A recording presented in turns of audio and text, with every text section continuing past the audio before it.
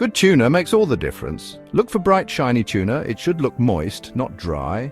Ask for help at the fish counter. They can help you pick a good one.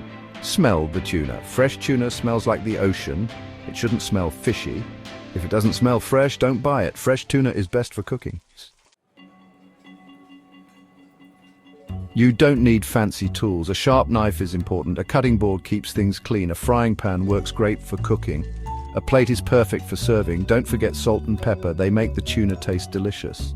Olive oil is good for cooking. A squeeze of lemon adds fresh flavor.